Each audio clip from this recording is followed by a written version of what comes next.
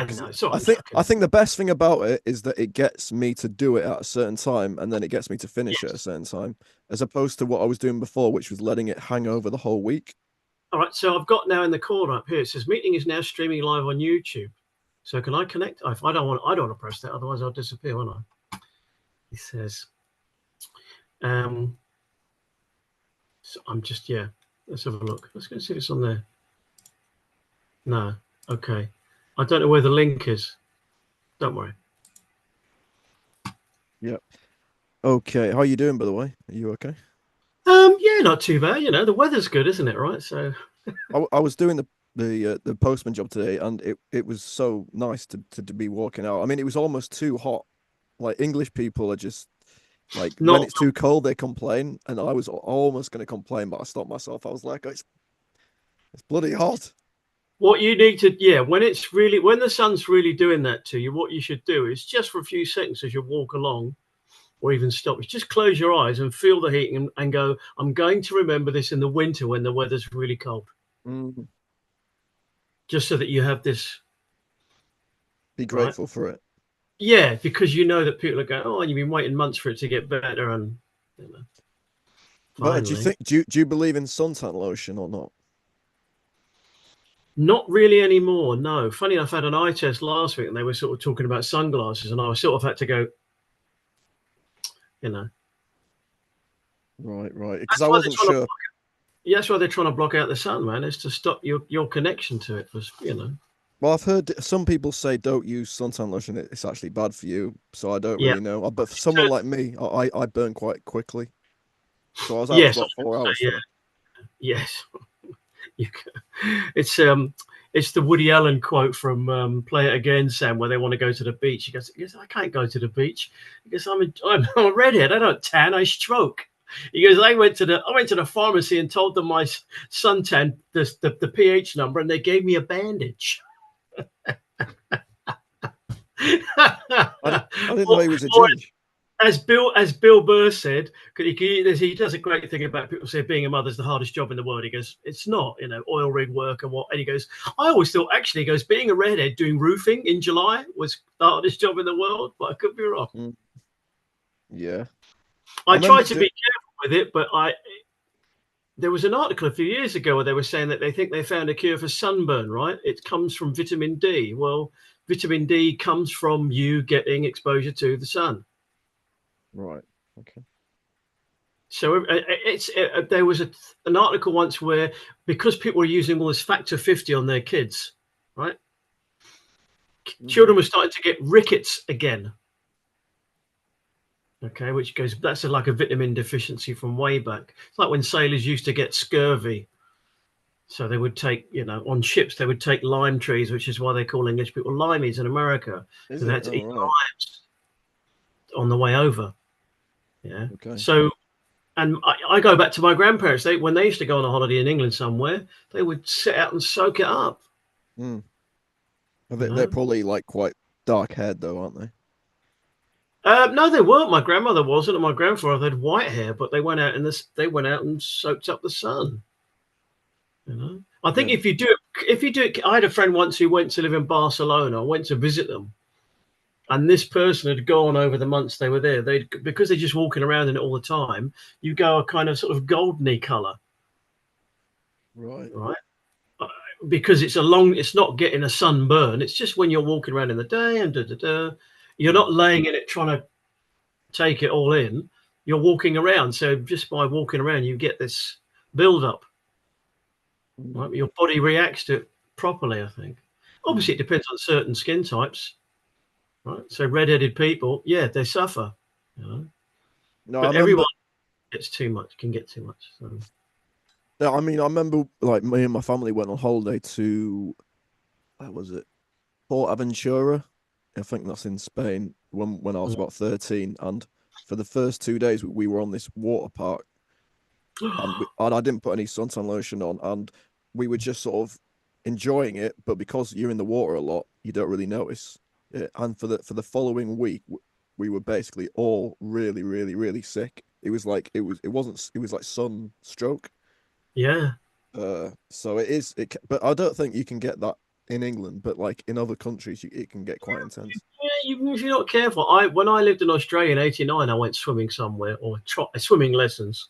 I still can't. And it was an outdoor pool, lovely weather, amazing weather, you know. And you come out of the pool and you're sitting there for 10 minutes, and you can. It was when they had the hole in the ozone layer, apparently. And when I got back to the flat, even though I was only out in the sun for 10 minutes, I looked like a ready Brett kid. Like I was glowing red. You could feel the heat coming back off you. You know, so I was very careful after that. You know, so it depends. You know, some people have got a better attunement to it. You know. So. Yeah. Anyway, if anyone is watching this, like the main really sorry about yeah, the main focus of this is going to be looking into like AI and like the future of it. And so over the past week, I've been like looking at different videos about AI, and we were just gonna like look at a few videos and just comment on it. I wanted it to be a bit more organized. Mm-hmm. And well, that video I sent you is amazing, isn't it? Right? Yeah, that is amazing. And what I'll tell you what, I'm going to try and share. I made a little video for this week, and I'll try and share it. But I've started the video off with something a bit funny, just to start a bit light, right? Okay, funnier than us. Yeah. Do you remember Idris? Do you remember Idris Elba? Yeah. Well, this is like a video of him announcing to the world that he's got a cold. And I just thought, like, it's simultaneously like really funny, but it's also just like disgusting that like he's doing this. I remember seeing. Can you see that? This morning, I got some test results back for coronavirus, and it came back positive. Yeah, and it sucks. Can you see that? All right. Yeah. I remember seeing this at the time. You can hear it, yeah. Yep. Oh, great. Okay, let me see. Listen, I'm doing okay. Sabrina hasn't been tested, and she's doing okay. I didn't have any symptoms. I got tested because I realized I was exposed to someone who had also tested positive. I found out last Friday that they were tested positive. I quarantined myself and got a test immediately and got the results back today. Look, this is serious, you know. Now's the time to really think about social distancing, washing your hands. Beyond that, there are people out there who aren't showing symptoms and that can easily spread it, okay? So now's a real time to be really vigilant about washing your hands and keeping your distance. Yeah, that's enough of that. It's quite a long video, but yeah, I remember that. There are people out there who aren't showing any symptoms of this deadly disease. Well, this guy is like the coolest guy ever. Like he's in The Wire, which is like one of my favorite shows of all time, but he's completely sold himself out. And like, what annoys me is like, why isn't anyone noticing this? Look it's so obvious that he's lying. And there were a few when they were trying to get the people in the black community to get jabbed. There were him and a few other celebrities who were pushing it, you know. But like I said before, people in the black community know the history of being jabbed by white people in America, so they don't, you know. Like they really don't. But yeah, loads of people sold out, man. But do you think it's because he's just like, someone asked him, "Can you just do this thing?" and he's like, "Yeah." So is he fully aware that it's all a lie? Yes. If you're an actor, if you're a Freemason, if you know, somebody says, "Look, you need to do that," right? I was thinking recently, if you noticed, you know, this whole thing with the Trump trial, right? And Robert De Niro. Have you seen these rants that he's gone on? I saw the rants that Robert De Niro did, but that was a couple of years ago, wasn't it? Very vocal. He's come out in public. He's done the, you know, outside the trial and whatever. And he's this older statesman, American actor, character actor, who's just going burn all over the place, right? Well, we've got the same thing here. We've got the Scottish actor Brian Cox has been doing that for a while, hating on Farage and hating on this and that and hating on the other. Hold on, there's two elder statesman actors in two countries, basically making themselves look like fucking idiots to push the narrative. So it doesn't sound like, to me, once you get two of them, it's not a coincidence anymore, you know? Mm. And there was quite a few people like him who did these videos trying to get people to get jabbed, which is really quite criminal when you really, really think about it. Mm. But what's odd about it is, you know, have you seen the show The Wire? Only small amounts of it. Okay, you'd really like that, by the way. It's one of the best ones of all Mm. time. But it's like he's in that, which I'm like, I thought he should know better, because it's like he's been in this show which is all about like government corruption and the way that things happen. But then when it actually comes in real life, it's just basically not learned from that whole show. I mean, shouldn't part of being in a show make you like understand like and learn something from like actually having been in the show? Yeah, but it depends who's paying you, dude.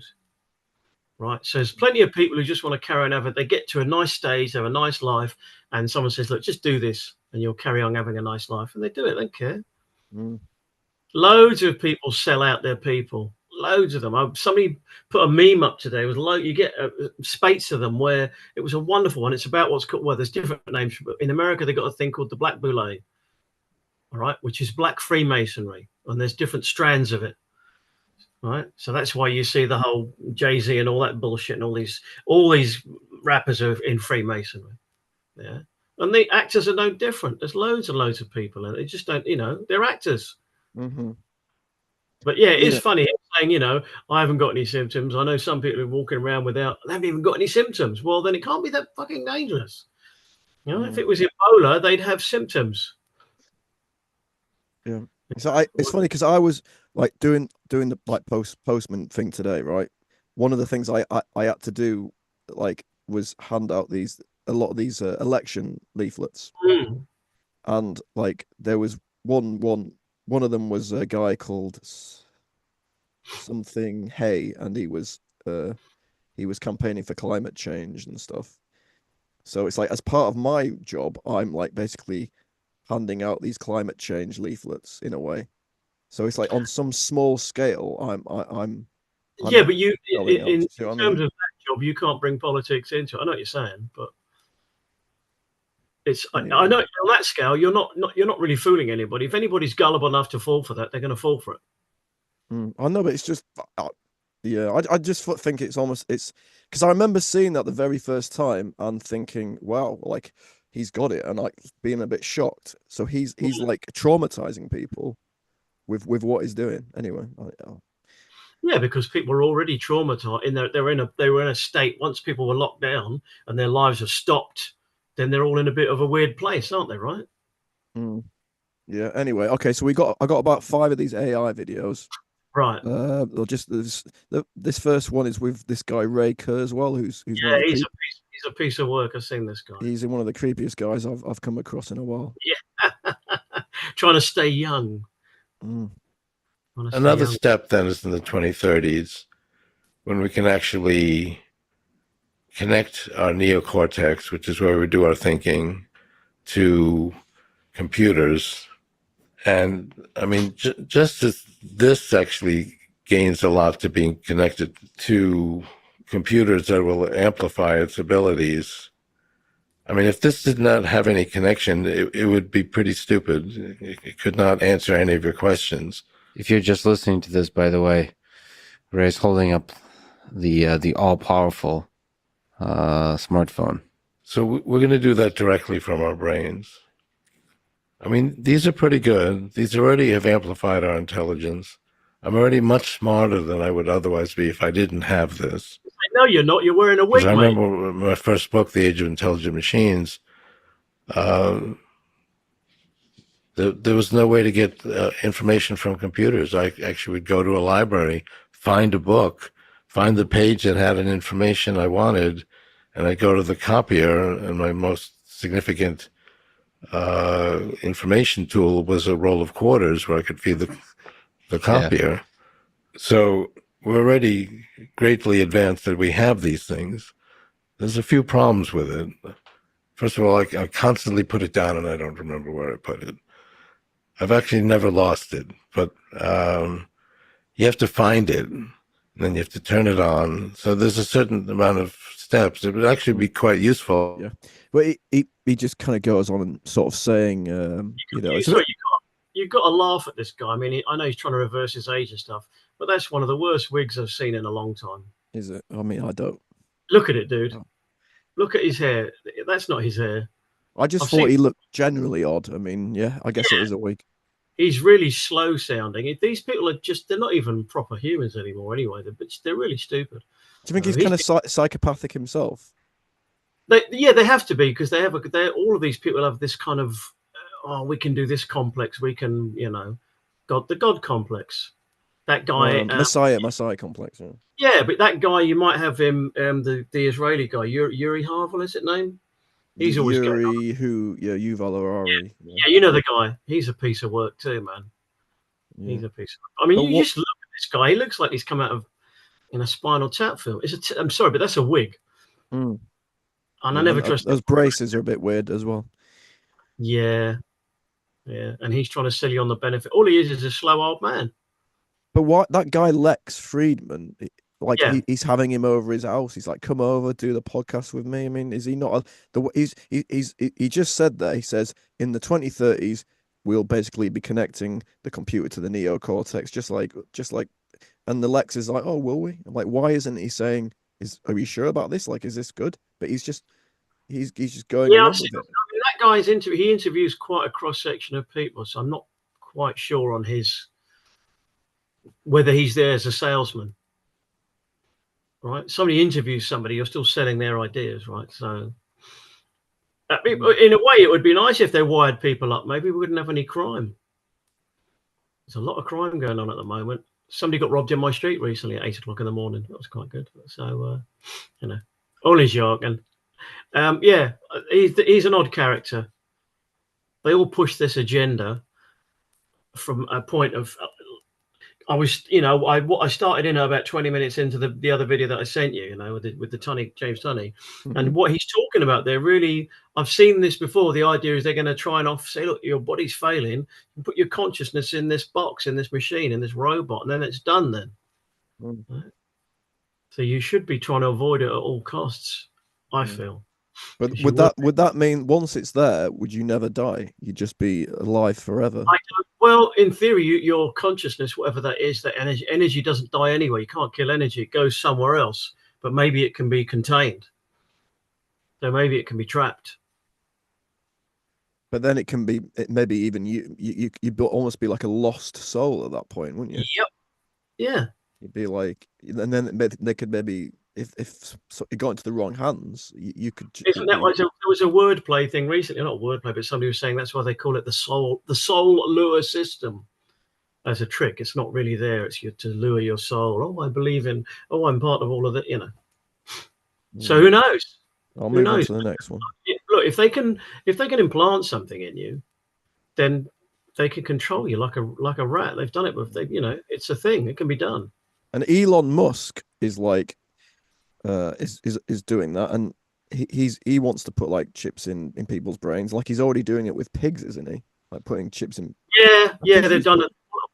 When I was reviewing the James Tunney bit, and they were showing that image of this little piece of foil in the skull, there was a show in the very early 80s or late 70s called Tripods. It was a take on War of the Worlds, right? So in this future, the world's been taken over by these mysterious tripods. It's like the Hunger Games. People live in these little villages. Every so often they come and select someone, and this person, they had their head shaved, and they had this golden triangle of like a circuit board metal thing implanted on the top of the head. Right. Right, and this is before all of these films came along, but it's literally like a combination of the Hunger Games and it's these kids in this medieval village. It's like Lord of the Rings trying to fight back.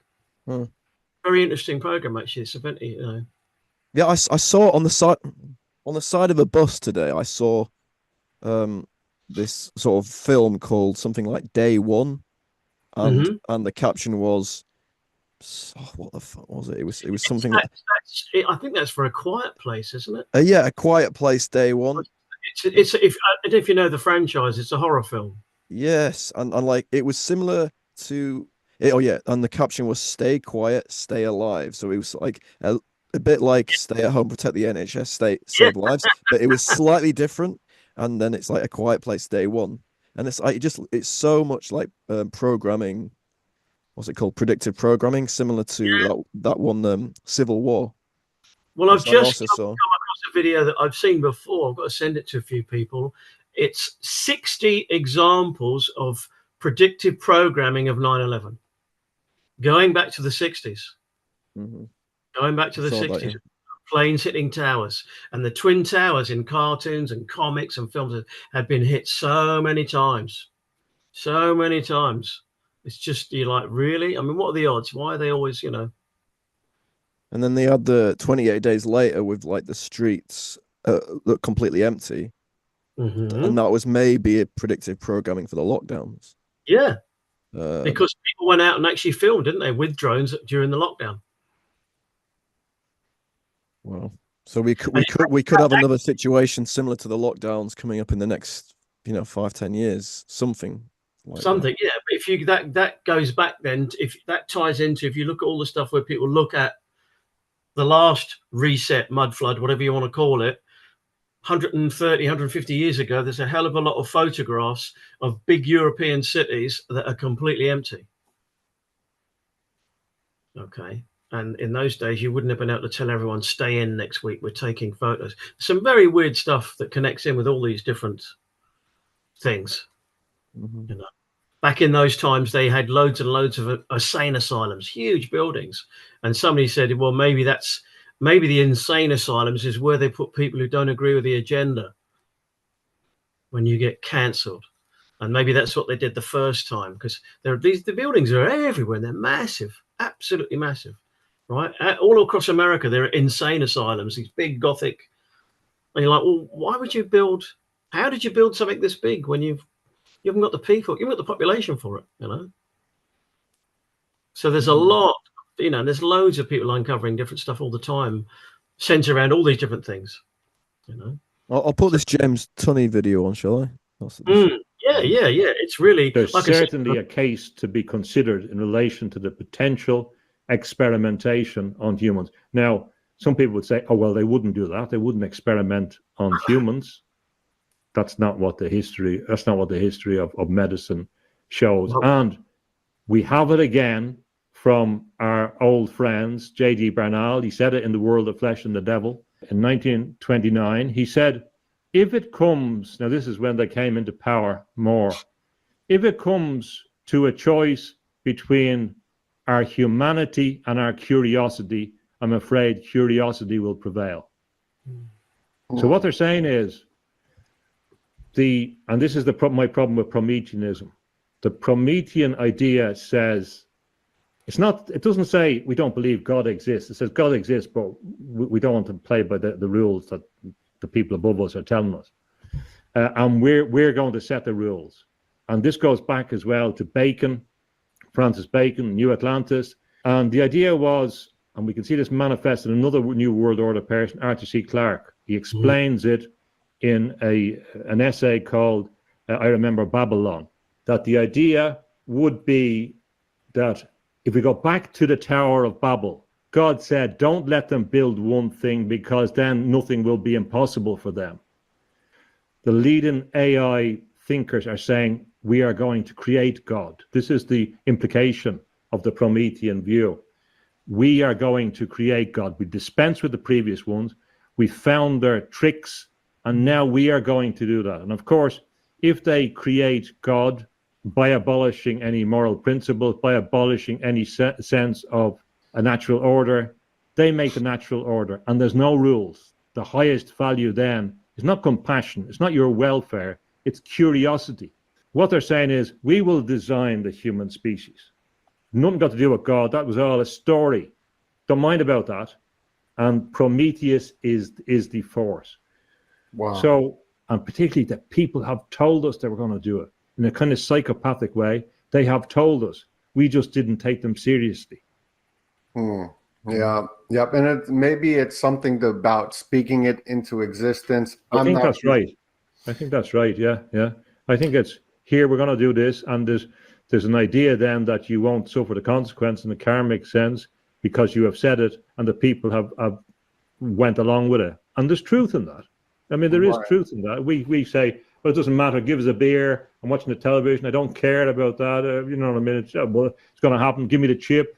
Okay, well, take the consequences, what I say. I've no problem with that. Good luck to you. But I don't think it will be good. I mean, if you believe in your eternal soul, if you believe in that, a lot of people don't. I do. I'm not giving it away. I might fail on 1,000 things, but I'm not going to fail on that one. Yeah. Yeah, I mean, I've only recently actually really started to think about things like that I have a soul. I mean, I guess I kind of knew it on some level, because when you go to sleep, you go somewhere. But I've only really this week especially I was thinking, like, do I like have a soul? Like, do I like I never really thought about it before, and it's like, is it something that it could be taken from me, or it could already have been taken from me, and I could be in some simulation now anyway. Like, it's a kind of confusing thing to think about. Well, mate, the idea is that you are in a simulation, aren't you? Right? That's the. I read somewhere recently said they don't think you can. It's not yours to give away. I don't know how that works. The Police had an album called "Spirits in the Ghost in the Machine," but the song's called "We Are Spirits in the Material World." Right. So take that as your cue that, you know, he was into a lot of mystic stuff and ayahuasca and all different things, even though he's very high in the music business. But that idea of you're just, you know, this isn't, you know, all that you are, and, you know, take that as being a distinct possibility. But then there are people that clearly aren't, you know, with it. Like I was going to say, that in that video, I don't know if you get to it, there's a bit where he shows like a Renaissance painting that's got a lot of symbology in it. Right. And I went to work in the charity shop 2 days later, and the manageress there's got a new mouse mat, and it was that painting. Somebody donated this mouse mat with that painting on it. And then I went over to the bookshelf where they got the new books that had come in, and one of them was Frankenstein. But why? What does that mean to me, though? It's like, just, is that just like, that's how you think that maybe you're in a matrix, because you see something somewhere and then it turns up like somebody's playing a gag. I do get synchronicities like that. Yeah. Like that can't be explained. Yeah. And that was a really good example. Like, the odds, the fact that somebody's made a mouse mat of that painting, and the day after I see it in a video, it turns up in the. Is that to do with, you know that theory of like mind before matter? Is that like, because the mind comes before matter, then it's like you actually something like when you see a molecule. It's almost like a Sod's law, really. It's like if you think about certain people and then they suddenly turn up. Funny enough, I had that. I went to my friend the optician on Tuesday to get an eye test, and he asked about a mutual friend of ours. He said, "I've heard from him for ages. How is he?" I said, "I don't know." He tried to call me a day later. I haven't spoken to him for 8 months. So there are all of these things. It's all electrical, so it's all connected somehow. There's all different levels of it, you know. It's somewhat exciting because it makes you think that you can probably visualize a perfect, like, you can visualize things that you want in your life to come true if you kind of get to the right vibration or whatever. Yeah, although I think it's been said before that you shouldn't wish for too much for yourself. No. And then that's where that book, The Secret, comes from, you know, which everybody raves about. Oh, it's all, you know, law of attraction and but it's, those books are all about, it's always about manifesting money for yourself. You know? Yeah, I didn't really like The Secret. Something material. And that's, maybe you should just wish for better things for other people, or a better world, or, yeah, you know. Yeah, I guess I mean, it's sort of, I mean, as long as you're visualizing with a sense of just like creativity and wanting to like create something just for the sort of joy of it, not because of some egotistical need of, I want this because, you know, there's a slight difference there. I mean, if God gave as this world, we should go out and like create and create our dreams, isn't it? We shouldn't be sort of held back from that either. Yeah. You know what I mean? Yeah. Anyway, I'll go on to this next video. A quick funny story. Once I read a thing where there was a guy when Hong Kong was still a British protectorate, whatever it was. There was a guy that was the governor of Hong Kong. The local newspaper rang him. They rang all the consulates and asked him, what do you want for Christmas? Right. So this guy had to have a think about it, and he didn't want to sound too greedy. So he said, "Oh, a box of fruit jellies." Right. And the week later, the Christmas edition of this local newspaper comes out. And it says, "We ask the consulates, the consulates of 10 embassies what they want for Christmas." The French one said he wanted an end to hunger. The German one wanted a world peace, and the English one wanted a box of fruit jellies. So it's be careful what you think about what you're being asked. He must have looked a right idiot when he read that. Oh, yeah. Still, it didn't, think about the question. A box of fruit jellies. I'm gonna play this next video now. Hang on. Mm-hmm. So this is the Owen Cook video. I have seen this gentleman, but I haven't seen. I don't think I've seen this one. But anyway. Yeah, this is like I've been following this guy for about 10 years or so because he just teaches like self-improvement and like social dynamics and stuff. But recently he's been getting into this big thing about how don't give away your soul, and like how everything in the Bible is like connected to what's going on now. So I'm just going to quickly play this. And your children will have a choice either to reject the system or to be a part of it. And they'll have to be taught that as well. And that's the main thing I tell to my children when I'm dead, because I will be, in their lifetime, I will be dead. And they'll have to watch these videos. And I can see them and they can't see me. I can see you, you can't see me. Don't let them take your soul. Don't let them have it. I want to be with you on the other side of the veil. I want to be with you there. Don't let them snuff out your soul. And they're going to come to you and they're going to trick you. And they're going to make you think that you can live. I'm not getting crazy here, but I'm dead serious. They're going to make you think that you can live forever in some cloud. I've met Ray Kurzweil. I've met these people. I've coached many of these people. I know what they're doing. And I'm telling you flat out, they're going to make you think that if you download some imprint, that's your soul. It's not. It's going to snuff you out. Anything that is causing you to go into deep unconsciousness is snuffing you out. It is death. That is why also that you should not be afraid of dying. You should be afraid of never having lived. You should not be afraid of dying. You should be afraid of not waking up. I'm telling you. And it said this is also biblical, but people have forgotten about this, okay? They're just reading this fundamentalist thing, and then they get caught up in that. Be afraid of that which is going to snuff out your soul. I'm telling you.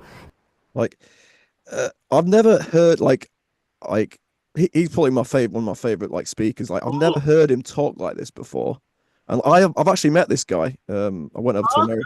I did a course with him, and I met him, and I know we chatted to him for hours really about stuff. So like I take what he says very seriously, and he's like saying like do not, when he's saying do not let them.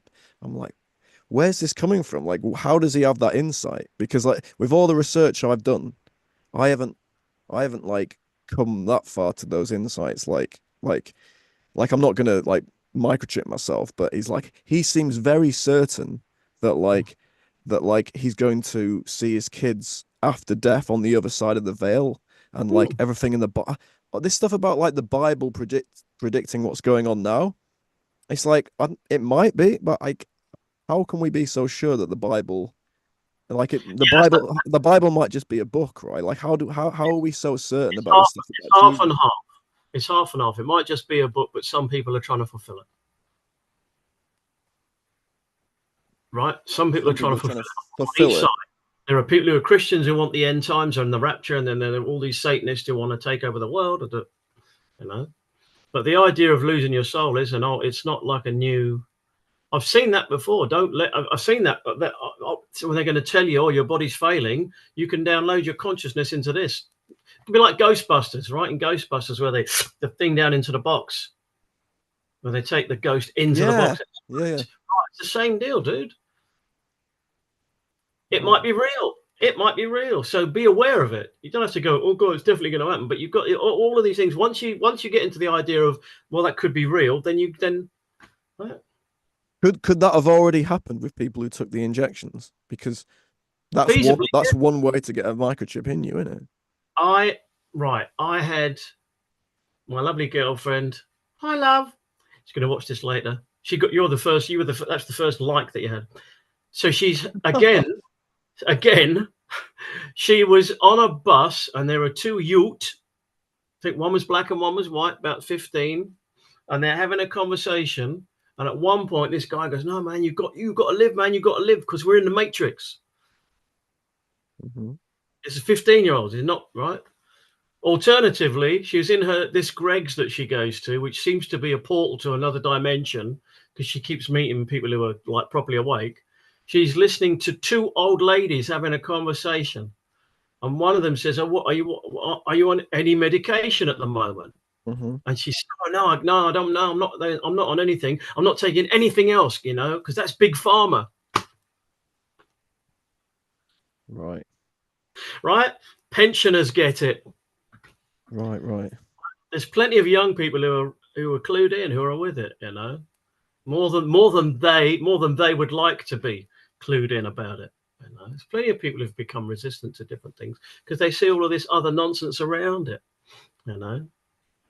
But yeah, the idea of taking somebody's that's what I was going to say was this phrase. I think we did it before, but it's when they talk about the hereafter. We talked about this, right? When you die, you go to the hereafter. Well, that's here, after, right? After you're dead, but you're still here.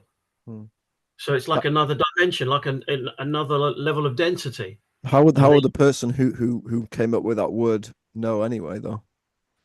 Do you know what I mean? You're assuming that person knows what happens after you die. But how does anyone know what happened after you die? They've called it the hereafter. They've called it to be deceased. But who's they, though?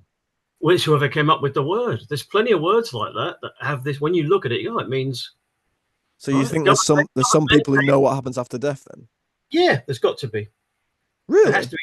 Yeah, there has to be someone. Yeah, you can't control the world if somebody has the information somewhere. There's different levels of people who know stuff, right? Really? Yes, if you get these low-level Freemasons go in and they get told one thing, then they get told something else, and it goes up and up and up. And somewhere, way back in time, somewhere, there's somebody who knows something, right? How though? I mean, like, I get what you're saying. Do you mean there's some like esoteric information that Yes. we don't have access to? Yes, the Egyptians had it, the Tibetans had it. I think when the Nazis went there, or even after, I think they've only translated about less than 10% of the Tibetan scrolls that they have. There's a huge Tibetan library, the Books of the Dead or the Book of the Dead, massive place. Most of it's not even translated. So there's people back in time who had other information. Where they got that from, again, that's another argument, right? You've got the Dogon tribe in Africa who've got an oral history of 2,000 years. They knew about stars that weren't found until 150 years ago because we had telescopes powerful enough to see these stars, whatever they are. Yeah. And they said that the gods came from the sky. Loads of people said it. So you don't know. What are they talking about? Somebody knows.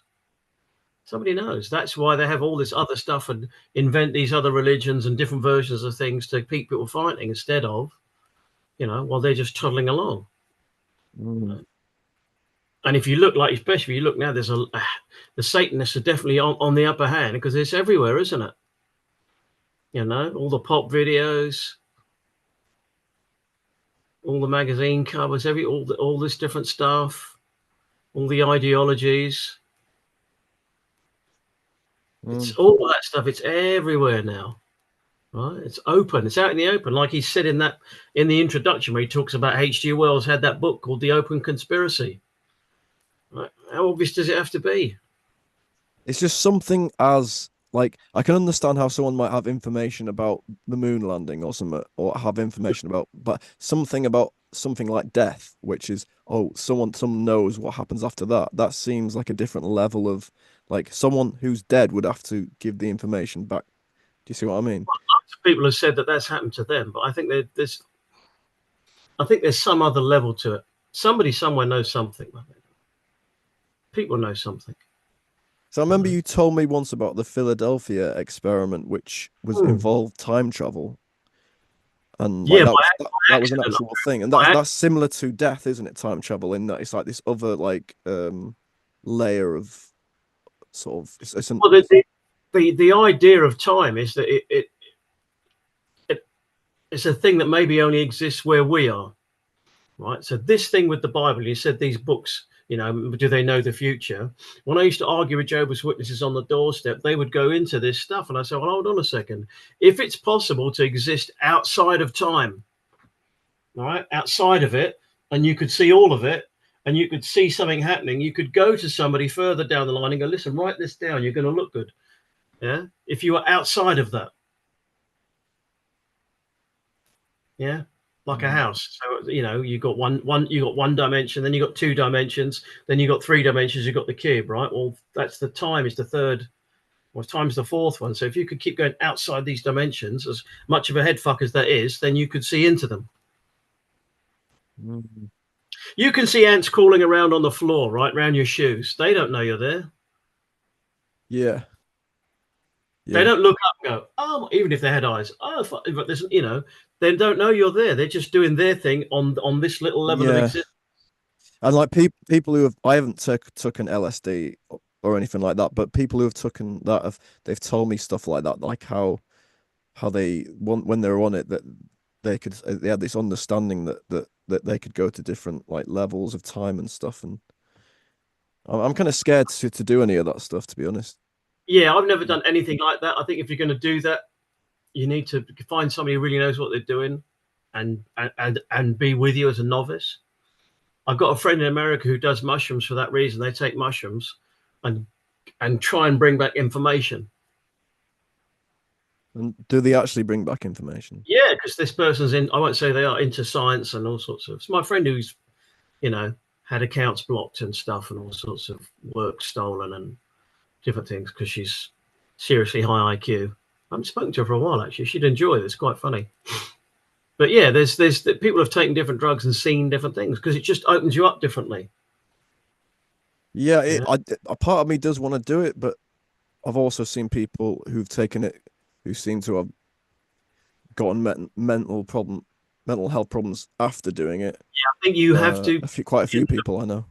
You have to be in a good frame of mind to do it, I think, and know what you're doing it for. So I've never, I mean, because of all the odd dreams I used to have and different bits and pieces, I did think about doing DMT. I did have some. Yeah, I remember. Yeah. Yeah. So, but I never quite. So maybe I should. I don't know. You know. Maybe mushrooms. I think I'm okay with mushrooms, but DMT, it's like I wouldn't want to just get DMT and do it at my house, but maybe if I would maybe do ayahuasca if it was someone I really trusted and I went to some retreat. Yeah, you need to be with somebody, especially if you do this, apparently the smoked version, I believe, because you just, as soon as you take the thing, you leave your body. Right? They do a smoked version. Instead of taking all this stuff and being sick for hours and hours, you smoke this stuff and then, but you go out, and they have to look after your body until you come back. Yeah. 10 minutes. You know, there's an Alan Watts piece about it where somebody said, have you done DMT? And they said, yeah. How many times have you done it? He said, you only need to open the door once. But there are people who do it a lot. I had a friend in Germany whose friend used to take it on a regular basis, which is not the cleverest thing because they did have some mental health issues, which I think if you've got any kind of issues, you should be really careful with stuff like that. You know, I think that Owen Cook guy was saying that, you know, when what's his name, Will Smith slapped Chris Rock. Yeah. Like he was saying that the reason he did that was because he had just Will Smith had just taken ayahuasca, and he was like theorizing that the reason he did that was because the ayahuasca had kind of fucked him up. Because I'm not sure whether that was a real thing that what Will Smith did. Staged event. Maybe it was a staged event, but if you see the still as his hands going across, Chris Rock's already like that and smiling. It's like a humiliation ritual. It's got fuck all to do with ayahuasca. To Chris Rock. To either one of them. Well, Will Smith because he's probably gay and his wife's banging all these other people. Will Smith's gay, is he? as So far it's as a humiliation to Will Smith or both yeah, of them. Masonic things. They have loads of these humiliation rituals where you have to dress up stupid. They did one with what's that wrestler who's an actor now? The white guy, the big muscly guy. I've forgotten his name now.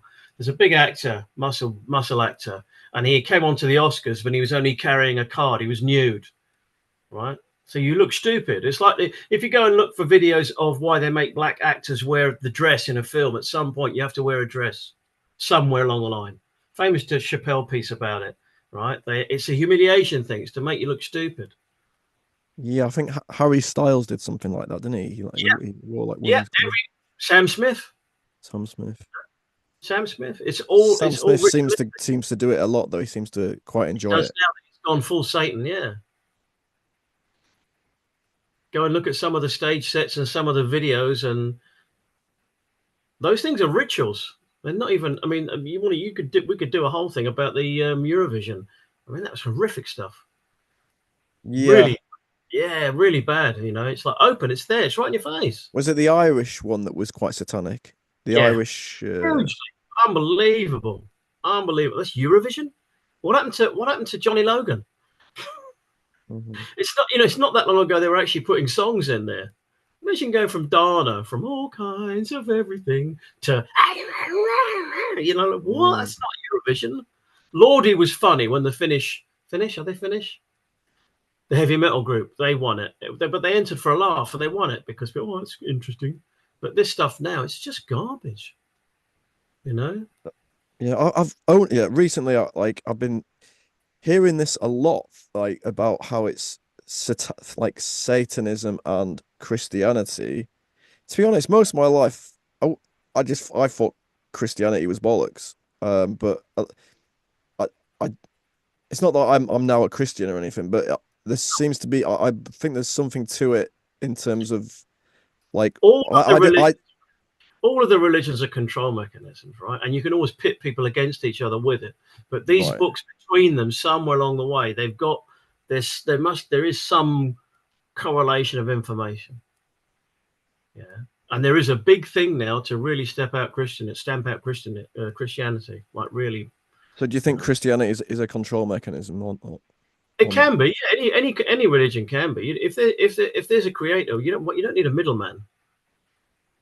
You don't need to pay a guy in a dress to go and confess your stuff to him. It doesn't work like that. You know? You wouldn't need to go to a church.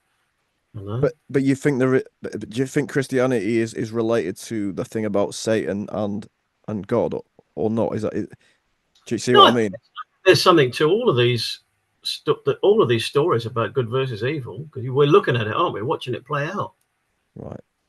But if someone if someone is a Christian and they believe that in these sort of Christian values and stuff and Jesus and everything, do you think that they are misguided, or do you think that they are?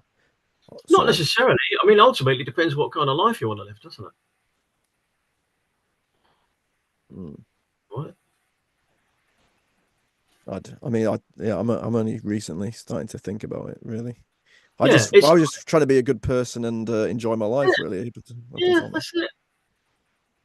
It's everything else is, but you don't need to go and. Oh, I know these books have got different.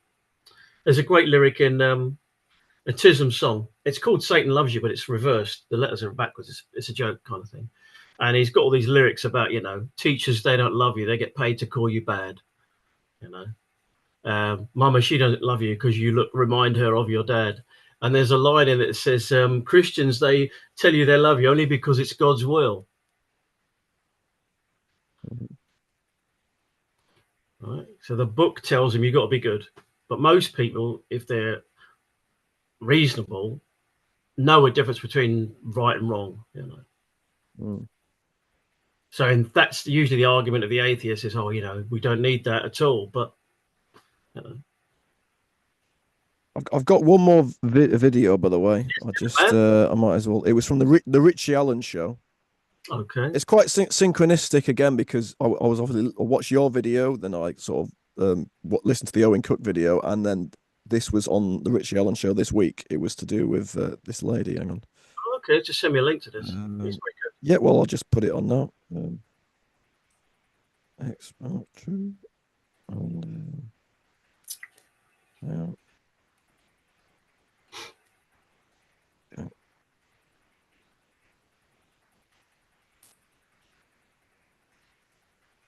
Patricia Corey. Now, in the book Hacking the God Code, The Conspiracy to Steal the Human Soul, Patricia examines much of what has gone on in the last 4 years, all the tyranny of it, all the oppression, all the anger, all the low vibration around it, forcing people into taking vaccines that were not safe or proven to be safe, disconnecting people from one another, people dying on their own in care homes because they couldn't see their children, all of this stuff. And Patricia argues in the book, and I think she's more than onto something, that the last 4 years were part of a much bigger agenda, what we've come to know as the Great Reset, authored by the New World Order. And the book is all about examining how are they achieving it, or how do they plan to achieve it. And she says they've got to get the God Code to take the light away from us, from within us, the divine blueprint. Very important book, this. Could you explain for us in more detail what you think the God Code is, the divine blueprint that we all have inherently, that they want to take away?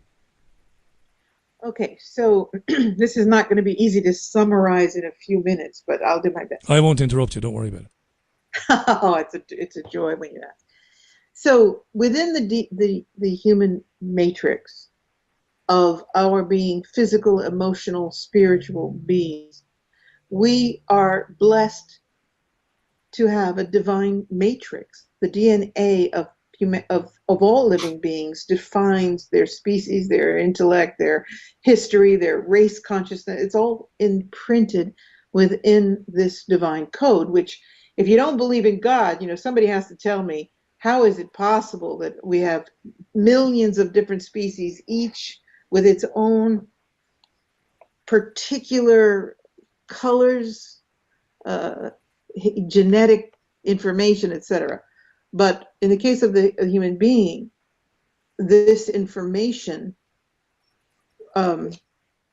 it's so complex, and it seems to be very desired by interfering species, which is what lends itself to the question of, did aliens come here and impregnate human beings so they could build upon a human hybrid species? There's all kinds of theory about that.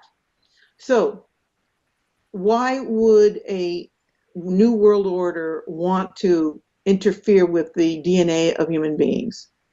First of all, they want to, and this is not hypothetical, the New World Order program is to hook us up, a la Neuralink and other devices, to a central AI system. And they are calling this Human 2.0. Yeah. There's a man named Yuval Harari, who I mentioned in the book. You guys really need to read this book. He is supposedly the spiritual advisor for the WEF. And he came out and said, this idea that humans have, that there's a God, and that you have divinity, and that you have a soul. He said, that's yesterday. Forget it. You have no soul. He said, that's, so yesterday. He said, we are capable now of altering the human DNA, and we're doing that. And we're going to create a new human, Homo sapiens, which we call Human 2.0. I want to go on record as saying that the video is out there of this man saying this. So this is, for people that are in disbelief, it's out there of him making this statement. You're right. You're absolutely right. Yes, I endorse that. I've heard it. I've read it. He has said it. So one of the points of my book is, just like we've heard about entertainers and musicians selling their soul in a contract to get riches and fame, and they actually sign a contract in blood. Many of them actually said this is true. So in order for anyone to hack your soul, this is such an important message. I want people to hear me loud and clear. They can't just take it. You have to give it away. So whether or not you're signing a contract in blood, or whether you're agreeing to being invaded with a needle with foreign substance that's called mRNA, which alters the human DNA, if you agree to take that needle, then you've signed a contract with that force. And that's what my part of the message I have in this book is, that they can't steal your DNA unless you give it away, unless you give in to this power, this fear, this dominating matrix. Were we given an insight into this in the Bible? Isn't there passages in the Bible, especially in Armageddon, talking about the mark of the beast, you know, those who succumbed and followed the beast? Could that be in the Bible an analogy of what you've just described there in the modern day? Absolutely, because they're also talking about chipping all the humans, and you'll have a chip in your hand or in your forehead, and that's right out of the Bible. You know, I often wonder, are they following the Bible because it's all written out, or was the Bible prophetic? But the action of putting chips in people, putting the Neuralink, which is an entire computer. So the Neuralink of Mr. Musk is a miniature computer, whereas the chip that they're talking about we all have to have is like an RFID chip. And you know, when they started chipping the animals, I was in Rome at the time, and I suddenly heard from my vet that I had to put this RFID chip in my dog. And I said, why? And they said, well, it's so that if they get lost, we can find them. I go, yeah. Yeah, we're almost at the end there. I don't think. I mean, if anyone's watching this who's taken the jab, I don't think you necessarily are now hooked up to some. She was saying the mRNA was like the mark of the beast, but all my friends who have taken it, they seem the same. They don't seem like they're in some like alternative reality matrix system. Oh yeah, no, but you never know, do you? 2025, 2029. What do you mean it's going to get activated? Well, but 2025 is when all those people are supposed to be dead. That was that prediction on the Deagle website. The population of the UK to be 15 million by the end of next year. But is it dead or? But I thought it's actually just being hooked up to some other Neuralink or something. Maybe that counts as the same thing, dude. If your soul is gone. Right, so you die in this reality, but then because you've got the thing and you go.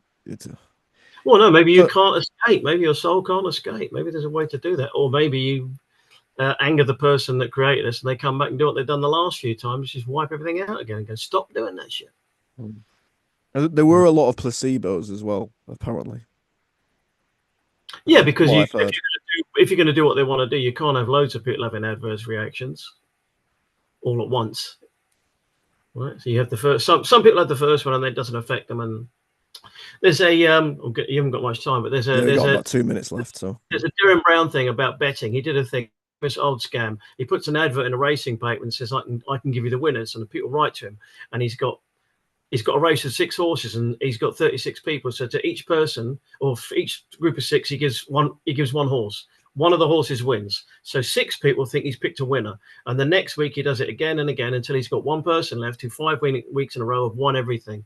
And then he gets him to come to the racetrack, give him a load of money, and he's going to put the bet on, and he runs away with the money. Right? So the vaccine could be the same. You give a bunch of people a placebo, right? And then the rest of them have some, and then the next lot and the next lot. Maybe you don't get one for 2 or 3 or 4. And then you get a thing. And by then, 5 years down the line, they've invented all these new ways of dying. Suddenly. Unless you're a politician. I've actually got those Yuri Harville books.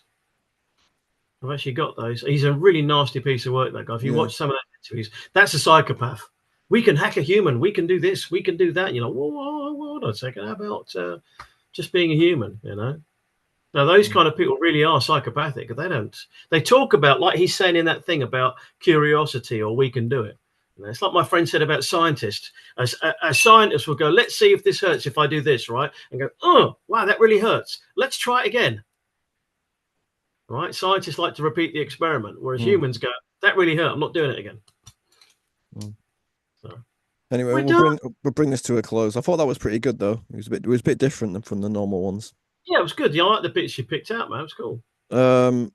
Next week we're going to give you a week off because we got Claire Ray Randall, who wrote the book The War on Gender, who's going to come up. So it gives you a chance to think of something else to say.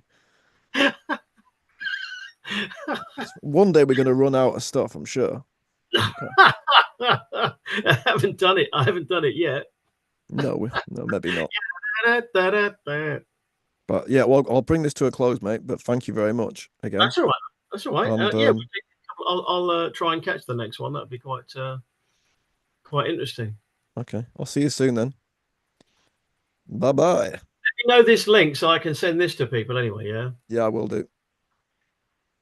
Okay. Whenever you put nice, well done. I saw it. There's a great meme I've seen on Facebook. It's a black American guy. He's got a T-shirt. He said he, she, they would like to see them titties. I've got to end it on YouTube now. How the fuck do I end it? Oh, we're still on YouTube. It's still live. Fucking hell.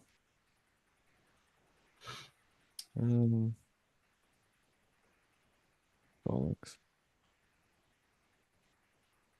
I'm gonna have to like Google how to end it now. That's a bit unprofessional, isn't it? Should we do to end a YouTube live? Wait. Well, how did you do it last time? Click the manage. How did you do it last time? I can't remember. I'll click the manage tab. Stop recording them. Is it still? It's still hooked up to you. Video tab. Go to live and click end in the top right hand corner. There we go. Yeah, I haven't got that minimize view YouTube. That's the host there. So we've got to keep talking, have we? Can't have dead time while you're trying to figure out how this works. Oh, bollocks. Sorry. Maybe I'll just end the actual fucking Tommy